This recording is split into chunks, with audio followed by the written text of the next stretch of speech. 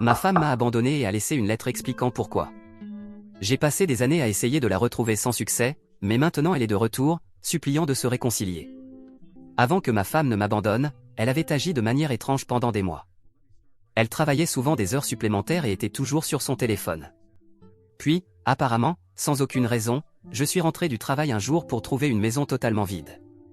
Ni ma femme ni mon enfant, ni aucune de leurs affaires, même notre argent d'urgence, n'était là. C'est alors que j'ai vu la note qu'elle m'avait laissée. Dans celle-ci, elle disait qu'elle emmenait notre enfant et qu'elle me quittait pour être avec quelqu'un qui la rendait plus heureuse, quelqu'un que je connaissais mais qu'elle ne divulguerait pas. Après avoir lu la lettre, je me suis effondré. La douleur que j'ai ressentie la première nuit était indescriptible. J'ai beaucoup bu cette nuit-là. Honnêtement, c'était comme si elle m'avait planté un poignard dans le cœur. J'ai relu la lettre encore et encore, et j'avais toujours une question, qui était cette personne que je connaissais et pourquoi me dirait-elle que c'était quelqu'un que je connaissais sans me dire qui, simplement pour me rendre fou? Quoi qu'il en soit, je me suis mis au travail et j'ai commencé à examiner de plus près mon cercle d'amis pour voir qui cela pouvait être. Elle était toujours proche de mon vieil ami Nick, mais c'était parce que nous étions tous allés au lycée ensemble.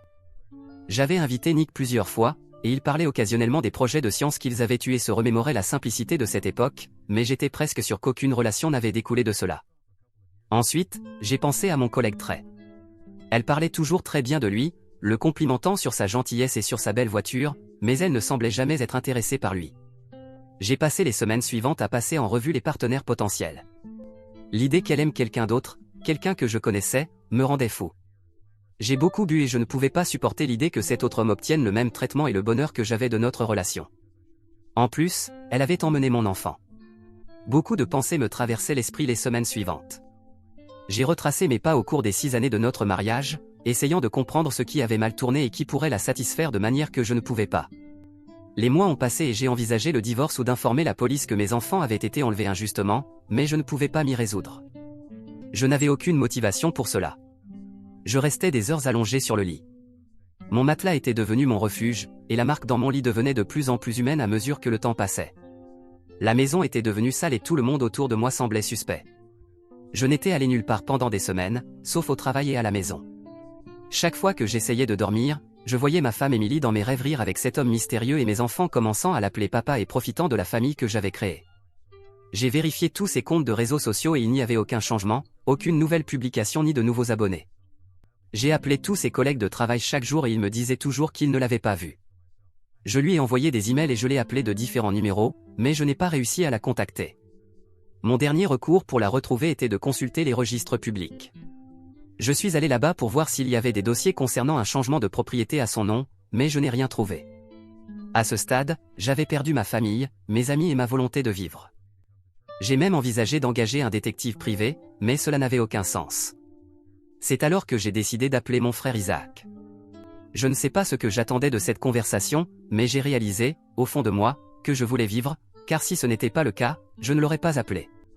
Nous avons terminé l'appel en convenant que je devais voir un thérapeute. Donc, le lendemain matin, je me suis réveillé et j'ai essayé de faire ma routine habituelle et j'ai appelé quelques thérapeutes dans la région. J'en ai enfin trouvé un spécialisé dans les traumatismes familiaux. Son nom était Madame Smith. J'ai passé 2 ans à voir Madame Smith et pendant ce temps, j'ai commencé à accepter la vie sans ma femme et mes enfants. La douleur dans mon cœur et l'insécurité dans mon esprit ont été remplacées par de la rage et du ressentiment envers Émilie. Je gérais généralement cette frustration en allant à la salle de sport 7 fois par semaine. J'ai également changé mon régime alimentaire et commencé à cuisiner plus. Ces changements, combinés à la thérapie, ont amélioré ma santé mentale et physique. J'étais devenu très musclé. Je me sentais bien et j'avais l'air encore mieux. Les choses ont commencé à s'améliorer, jusqu'à ce que je tombe sur une lettre au milieu d'un tas de courriers indésirables dans la boîte aux lettres. C'était d'Émilie. Je me suis précipité à l'intérieur et j'ai jeté le reste du courrier sur la table de la cuisine. J'étais impatient de voir ce qu'elle avait à me dire. L'audace qu'elle avait, je ressentais toute une gamme d'émotions. J'étais anxieux de découvrir la vérité et plein de ressentiment pour sa décision. Dans la lettre, elle disait que me quitter avait été le plus grand regret de sa vie. Son partenaire l'avait maltraité pendant des mois. Elle montrait des regrets de m'avoir quitté, puis disait que j'étais le véritable amour de sa vie et qu'aucun homme ne pourrait jamais me comparer. À la fin de la lettre, elle demandait à parler en personne et suppliant mon pardon. Je ne pouvais pas croire ce qu'elle disait. Pas une seule fois dans la lettre elle ne mentionnait où était mon enfant ou s'il allait bien. J'ai envisagé de me rendre à l'adresse de retour pour les voir. Si je voulais revoir mon enfant, je savais que je devais être prudent. À la place, j'ai envoyé une lettre en retour et nous avons convenu de nous rencontrer dans un café local. Nous nous sommes rencontrés plus tard ce mois-là et elle est arrivée avec une grande tenue. Elle portait du maquillage qui faisait briller ses yeux, elle sentait vraiment bon, comme des biscuits chauds, et elle s'est dirigée vers la table où j'étais assis. Ses lèvres rouges enveloppées d'un sourire m'ont accueilli alors qu'elle s'asseyait. Je pouvais dire que la raison pour laquelle elle s'était habillée de cette façon était pour me séduire et essayer de me rappeler tout ce que nous avions. C'est pourquoi elle portait les chaussures que je lui disais toujours être mes préférées. Nous avons commencé à parler et elle m'a demandé comment j'allais et ce que je faisais. Je lui ai dit que j'allais en thérapie pour guérir les parties de moi qu'elle avait brisées. Elle a dit combien elle était désolée et combien elle voulait récupérer sa famille. Elle m'a raconté comment l'homme pour lequel elle m'avait quitté la trompait depuis le moment où elle m'avait quitté et que cela affectait sa santé mentale. La chose principale qui me hantait était le fait que mon enfant grandirait sans moi. Je lui ai demandé qui c'était et elle a révélé que c'était mon frère Isaac. J'ai senti mon sang bouillir et j'avais tant de questions. Penser que c'était la personne qui m'avait dissuadé de me suicider, c'était la personne la plus proche de moi. Cela montrait à quel point Émilie était ignoble, mais Isaac. Avant de laisser la colère me contrôler, j'ai été ramené à la réalité, à la pensée de mon enfant. Je l'ai laissé terminer son discours et lui ai demandé où était notre enfant. Elle m'a dit que je pouvais le voir et qu'elle l'amènerait à la maison. Je lui ai dit que ce ne serait pas nécessaire parce que je ne voulais pas qu'elle soit près de ma maison et je lui ai annoncé que nous ne nous remettrions pas ensemble. Puis je lui ai dit que je voulais partager la garde de l'enfant. Elle a commencé à se déchaîner dans le café. Elle a renversé mon café et m'a dit que je ne considérais pas notre famille et que je jetais tout ce que nous avions. Je lui ai dit que ma seule priorité était de voir mon enfant et qu'elle avait perdu l'opportunité de réparer notre relation au moment où elle avait décidé de quitter la maison et de prendre l'enfant avec elle. Elle a crié assez fort pour que tout le café l'entende. Elle m'a dit que je n'étais pas le père de notre enfant et que je poursuivais un rêve qui ne pourrait jamais se réaliser. Elle a dit que le véritable père était en réalité Isaac et que c'était la raison pour laquelle ils avaient la même combinaison de cheveux noirs et d'yeux bleus. Elle m'a dit que j'étais moins qu'un homme et que la seule raison pour laquelle elle voulait vraiment rentrer à la maison était parce que j'avais plus d'argent et que je faisais moins d'histoire. Je suis devenu furieux. La rage et le ressentiment de jadis, que je pensais être supprimés, se sont accumulés en moi et tout ce que je pouvais voir était rouge. Elle ne m'avait jamais aimé. Elle avait toujours été intéressée par mon frère. J'ai perdu une femme, un enfant et un frère en une seule journée. La croûte que je pensais guérir a été arrachée.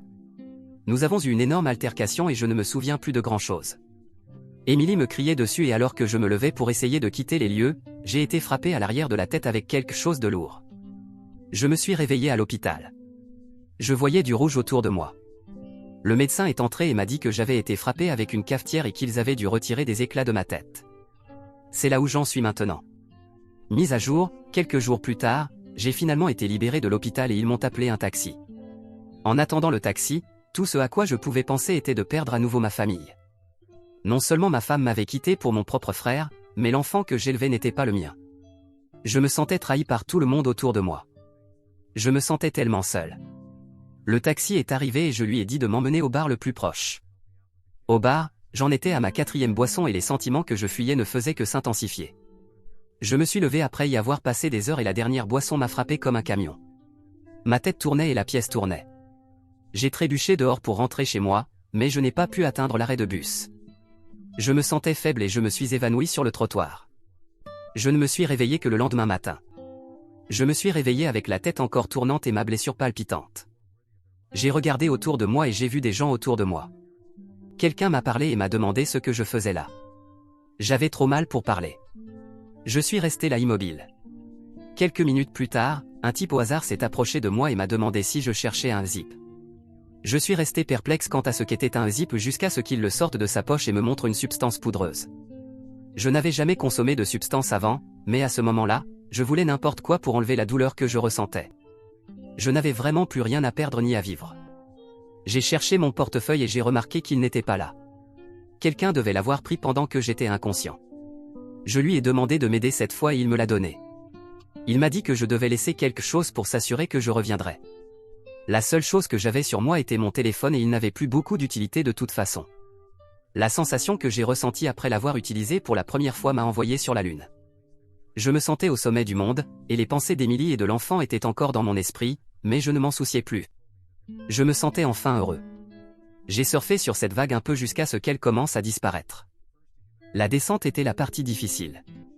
Après quelques heures, la douleur et la tristesse attachées aux souvenirs sont revenus. J'avais besoin de ressentir à nouveau cette sensation. J'ai pris un taxi pour rentrer chez moi, j'ai pris l'une de mes cartes de débit à la maison et je suis allé au distributeur automatique. J'ai retiré 500 $ et je suis retourné au bar. Rencontrer le fournisseur au bar est devenu une routine pour moi. J'avais beaucoup d'économies, donc au début, les choses allaient bien financièrement malgré mes habitudes. Cependant, après avoir perdu mon travail en raison de trop nombreuses absences et avoir encore une hypothèque, mes économies ont commencé à diminuer. C'est alors que j'ai pris une mauvaise décision. Je savais que je pouvais obtenir plus d'argent si je vendais la maison et que je vivais dans un appartement, alors c'est ce que j'ai fait. Avant même de m'en rendre compte, j'avais tout perdu. Toutes mes affaires étaient vendues ou perdues parce que je ne pouvais plus les payer. J'ai commencé à vivre dans la rue, près du coin où se trouvait le bar. J'avais besoin de quelque chose de plus fort et de moins cher, quelque chose pour me faire ressentir à nouveau cette sensation. Mike m'a présenté 2 nouvelles substances, et ensemble, elles étaient la solution à mes problèmes. J'ai commencé à utiliser de l'héroïne et des méthamphétamines. Après une nuit particulièrement mauvaise, j'ai commencé à me sentir nauséeux. Je n'avais pas beaucoup de nourriture dans l'estomac, mais je ne pouvais pas arrêter de vomir.